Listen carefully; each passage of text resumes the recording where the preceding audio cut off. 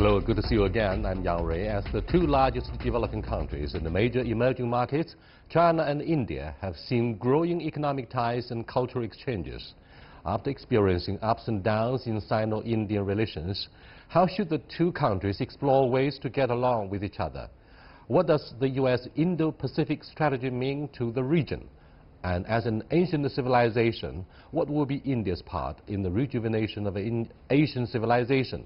To talk about these issues and more, I'm very happy to be joined by His Excellency, the Indian Ambassador to China, Gautam Babawel. That's our topic. This is Dialogue. I'm Yang Rui.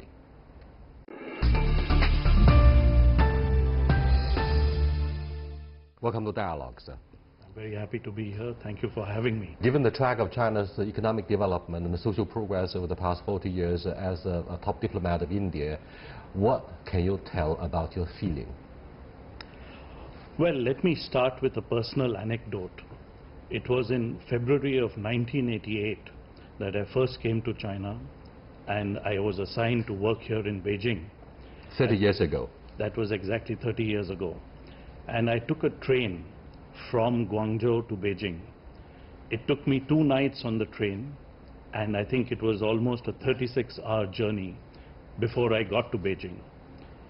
Today, this distance between Guangzhou and Beijing is done by the high-speed railway in just 12 hours.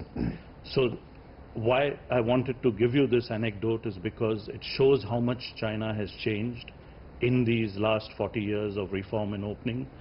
And I think China has done extremely well. We all know that China is now the second largest economy in the world. It has grown at GDP growth rates of over 10% for many, many years. You have removed poverty and want, and these are great achievements. Let me also mention about how we in India view these huge achievements of China. We look at China's achievements with admiration, and though we have different systems, maybe social and economic and political systems, we would like to learn about how to achieve these goals, because we in India are also on the same path of progress, both social and economic. Martin Wolf, chief economist of Financial Times, says, India is India, China is China. True. No easy job to copy each other's development on the roadmap as such. Having said this, Mr. Ambassador, you fell short of mentioning yet another anecdote in between Guangzhou and Beijing regarding the journey that took you so many hours. Wuhan, the landmark venue for a summit meeting, an informal one between Prime Minister Modi and the Chinese President Xi Jinping. Ever since their meeting there, it seems the bilateral relationship is gaining momentum, never as such. So what do you think of the political will on both sides to substantiate the bilateral relationship? And I believe this is the most consequential bilateral relationship in Asia at large. You know, I was present at Wuhan for the informal summit between President Xi Jinping and Prime Minister Modi.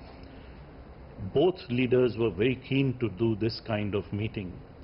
And I can share with your viewers that the reason why we did an informal summit was that we wanted the two leaders to talk to each other for the maximum amount of time that we could give them. And in Wuhan, both President Xi and Prime Minister Modi spoke with each other for almost 10 hours. And this was a discussion which both governments refer to as strategic communication. We removed several misconceptions that we may have had about each other. And I think that there are a lot of ideas, there are a lot of things which bring India and China together. And there are only a few things where we differ with each other. And I think it is very possible, and we have the wise leadership, both countries have the wise leadership, where we can move ahead in the areas where we agree with each other. I'll just give you a few examples of where we agree with each other. We both agree that India and China are developing countries, that we have to improve the living standards of our people. We need to walk this path and move ahead to make lives of our people, and 2.4 billion of them together, both the countries together, make it better and move forward on that. There are also many global issues on which India and China have very similar viewpoints.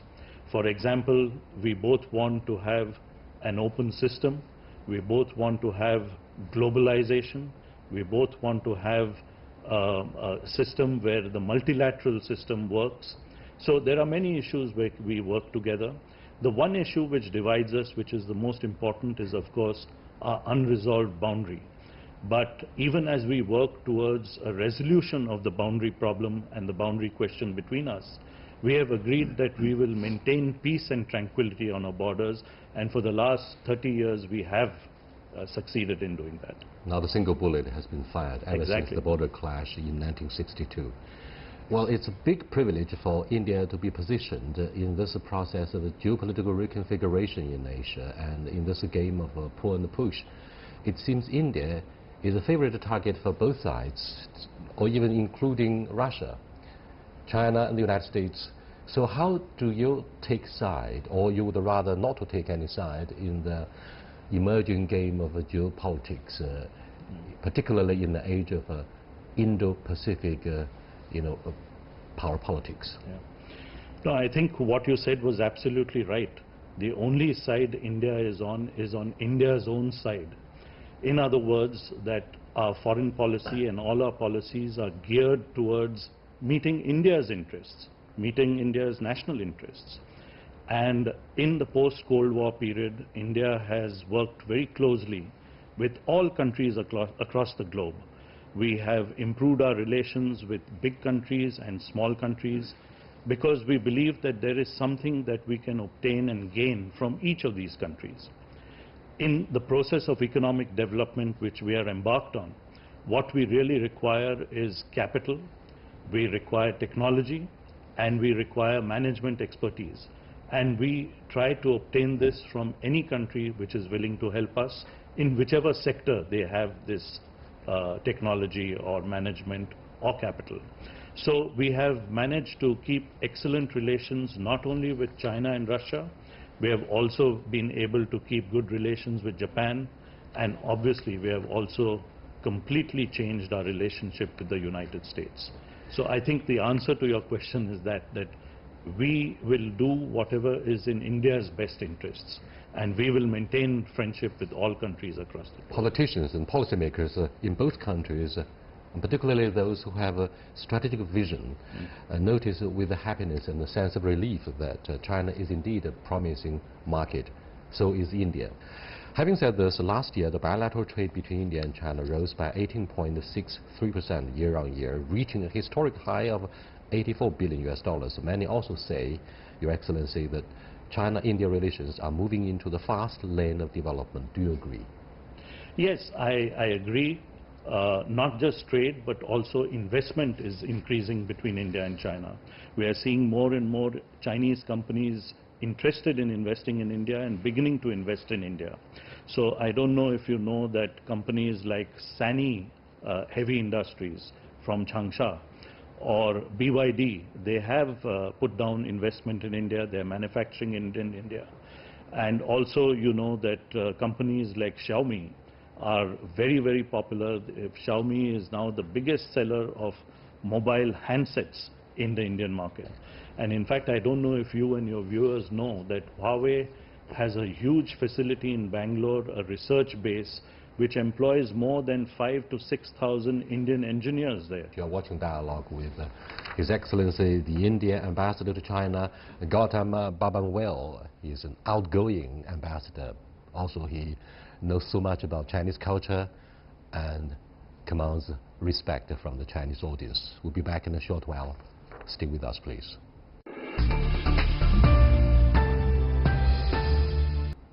Welcome back. Here is a context for a very interesting story. Between India and China stands yet another heavyweight economic giant, Japan. Until a few months ago, Japan had been one of the geopolitical rivals, if not competitors, for China because of Diaoyu Island and historical issues. But with the official visit of Prime Minister Shinzo Abe to China to commemorate the 40th anniversary of the Friendship and Peace Treaty between the two countries, Japan promised to choose a third country for building infrastructure in collaboration with China. Do you think in this case, India will be one of the major beneficiaries for the joint project? No, we have been watching very carefully Prime Minister Shinzo Abe's visit to Beijing. Obviously, we would like that there be good relations between China and Japan, just as we will work for good relations between India and Japan and India and China. As far as third country projects are concerned, the Japanese, today India is the largest beneficiary of Japanese official development assistance abroad. And there are a large number of projects that Japan is doing in India. As far as India and China are concerned, as you probably know, that at the Wuhan summit, Prime Minister Modi and President Xi agreed that the two countries, India and China, will do a joint project in Afghanistan. So here is yet another example of two Asian countries working together to help another Asian country. So I think the future is bright as far as this aspect is concerned. The case of Afghanistan, do you think this is a derivative of the Shanghai Cooperation Organization? India, along with Pakistan, were recruited a couple of years back, and do you think this platform would provide all parties concerned with legitimate mechanism for enhancing mutual trust? Yeah. And Afghanistan just provides an experiment. Well, both India and China are very active in assisting Afghanistan. India has an assistance program which amounts to $3 billion in Afghanistan and to Afghanistan. Similarly, China is also very active in assisting Afghanistan. Excuse me, Mr. Ambassador, by the way, most Chinese audiences have no idea about the Indian influence in Afghanistan. Can you brief us on why you have long established your stronghold, footprints, and influence in this poor country? No, Afghanistan is not far off from India. It's in our immediate neighborhood. We have had a historical, civilizational kind of relationship with that country. And in the recent past, we have stepped up to assist Afghanistan in whatever way the people of Afghanistan want.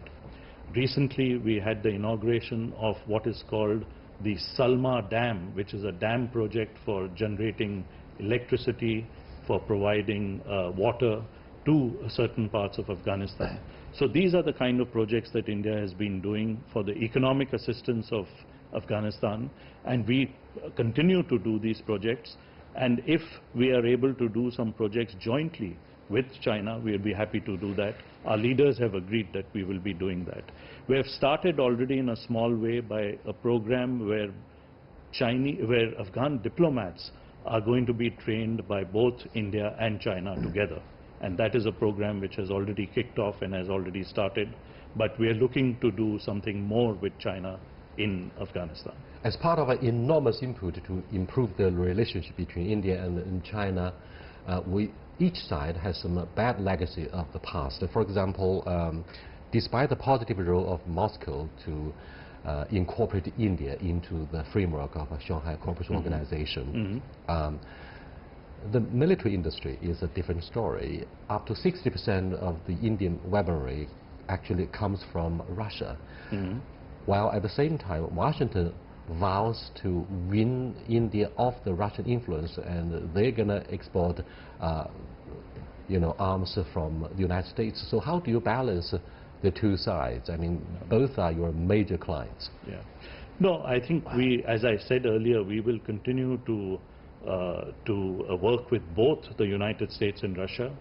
The main objective for us in the area where you spoke about of defense industry is eventually to make in India. The program that Prime Minister Modi has kicked off, which is called Make in India, has the objective of increasing the proportion of manufacturing in India's GDP.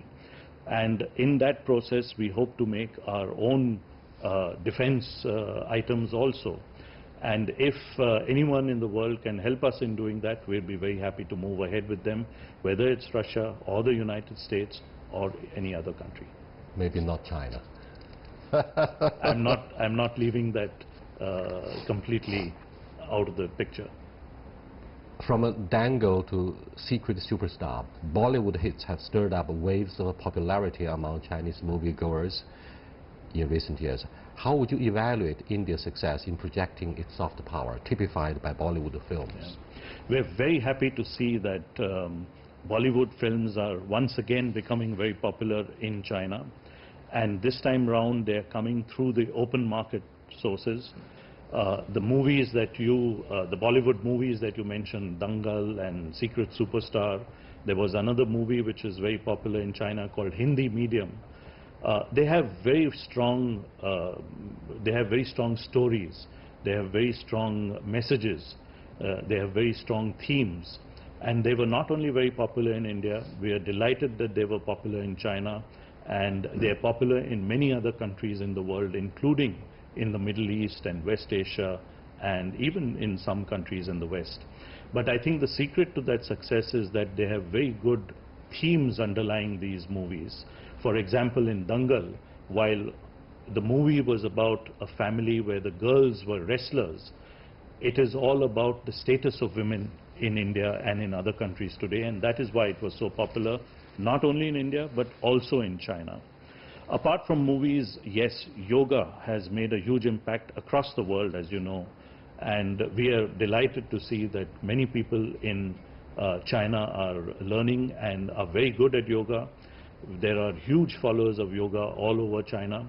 I have only one message for your audience, which is that yoga is not only for ladies, it is for men also. We have so much to learn, and we have drawn so much inspirations from a neighboring country, India. We have so many good reasons to learn from each other. By the way, what do you think of the character, a household name in India, Amir Khan? I interviewed him 3 times. His spirit in portraying a few characters of the Indian movies impressed Chinese moviegoers so deeply. Justice has been done through his behavior, either like a father of the wrestlers or in other stories. He has such a strong spirit of decency. So what do you think of his impact in your country? He is one of the foremost filmmakers in India. There are many others, of course, but he is definitely one of them. And his recent films, his recent movies have been very, very good. And I know that he is considered a superstar in China, and I think rightfully so. So I hope he continues to make good movies which are socially relevant, not only in India but in China and the rest of the world too. So greater strength to him. As ancient civilizations, Mr. Ambassador, that have survived to the present, what commonalities do you think China and India share in the modern world? Well, there are many things which are common between India and China. The first is that we have a civilization which is thousands of years old, 4,000, 5,000 years old. So our sense of history is something which makes us separate from other countries in the world.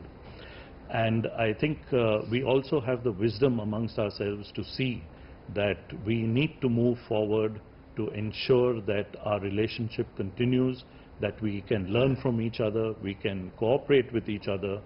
And I think there is enough wisdom in both our countries for us to be able to do that, to overcome some of the problems that we have today and to make a stronger relationship between our 2 countries.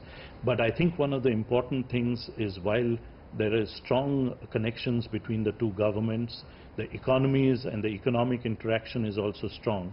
The one area where there is a bit of weakness in India-China relations is the people-to-people aspect.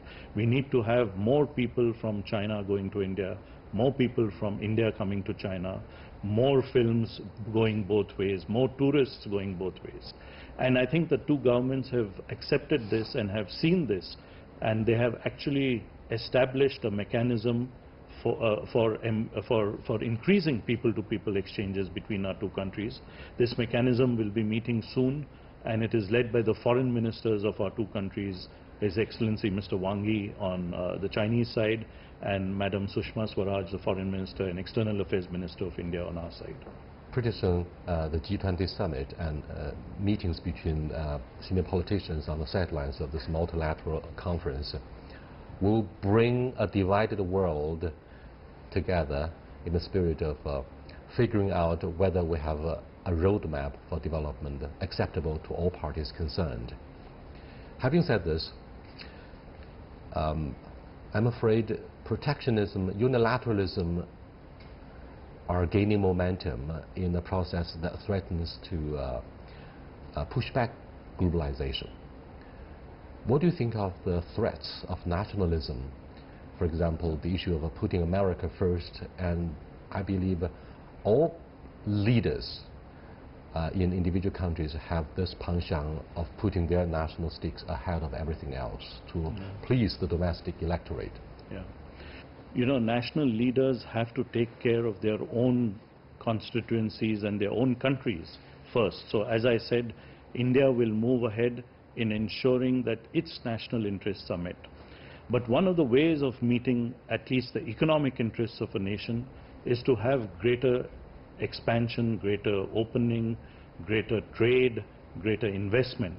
So I think there's a logic in greater economic opening, greater trade and investment, which is irrefutable. I mean, not only economic theory, but practice also shows that as a country trades more, its economic well-being increases. So I think that the two are not exactly, they're not opposite of each other, that they can work together. As far as multilateralism is concerned, as you know, Mr. Young, that India has also benefited from globalization. Our tech sector, our IT sector has benefited enormously from it, and it has provided many, many millions of jobs in India. So we are a great votary for globalization, and I think China is too. It was surprising that when President Xi Jinping made his speech at Davos in January of 2017, the following year in January 2018, Prime Minister Modi was the main speaker in Davos, and both of them said many things which were very similar without having consulted each other on this subject. So I think both our countries are very strongly supportive of globalization. Oh, by the way, Prime Minister Modi's keynote speech in the Shangri-La Security Dialogue, particularly at the reception, impressed China for his enormous efforts to avert, or seeking to avert, geopolitical conflicts in the Indo-Pacific Ocean by emphasizing on the importance of turning this region into one of reconciliation and unity. Yep. Professor Samuel Huntington's publication of The Clash of Civilization 25 years ago alerted the whole world. Do you think President Trump's efforts to delink the U.S. economy from China, to disengage geopolitically from China, and to discredit the communist leadership in this country would likely cause geopolitical confrontation? And in that case, would that mean yet another Cold War? Yeah. No, you see, in India we are very optimistic. We have an ancient saying which goes back thousands of years, and that word, or those two words, are called in our language, in Sanskrit, it's called Vasudhaiva Kutumbakam. It means that the world is one family, and our approach to the rest of the world, the approach of all the Prime Ministers of India, including Prime Minister Modi now, is that the world is one family, and that we will proceed on the basis of this assumption. And when we move ahead, we will try to move ahead with everyone on this globe. So we are very optimistic. I am very optimistic that we will not get into a situation where we are having a clash of civilizations, but instead we will have not only a dialogue of civilizations, but all civilizations will move ahead together. So we are very optimistic on this front. Thank you so much, Your Excellency. With the rise of living standards in China, we see a surge in the number of Buddhists, and Buddhism actually came from India. This religion lays overwhelming emphasis on the importance of unity, tolerance, benevolence to help build the country and to help promote mutual trust. I'll see you next time. Goodbye.